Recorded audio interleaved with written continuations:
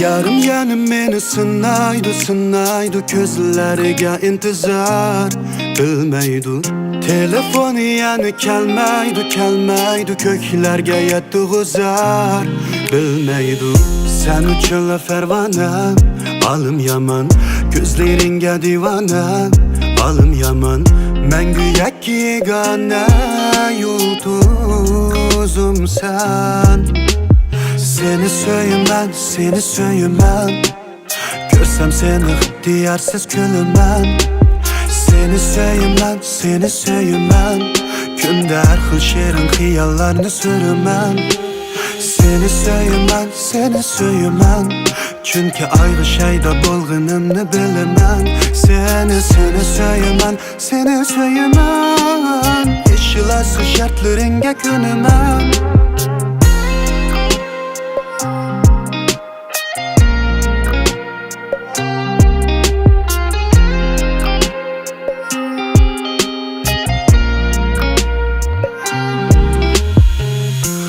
Şurasıya göz salmaydı Sen üçün öngen güllerim solmaydı. Etibarsız könlüm yanmaydı Ya könlümni algılı olmaydı. Sen üçünle fervana alım yaman, sözleringe divana alım yaman. Men güyek yegane yulduzum sen. Seni söylemem Görsem seni ihtiyarsiz külümem. Seni söylemem Günde her xil şerin xiyallarını sürümem. Seni söylemem Çünkü ayrı şeyde bolğunumnu bilemem. Seni söylemem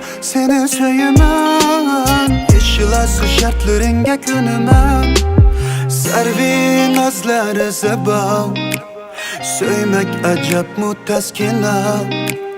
Dağlar yangrasın eda. Bilsen sen üçün can feda. Sen şunu köymek buldum ben yar. Sen şunu ölmek buldum ben yar. Yüzlep mığlep mektup yazdım buldu hem de yeter. Yığsam uş eğizlam söz. Seni söylemem Görsem seni ihtiyarsiz külümem. Seni söylemem Günde her xil şerin xiyallarını sürümem.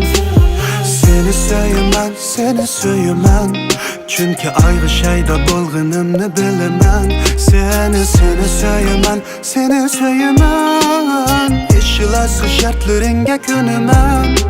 Seni söylemem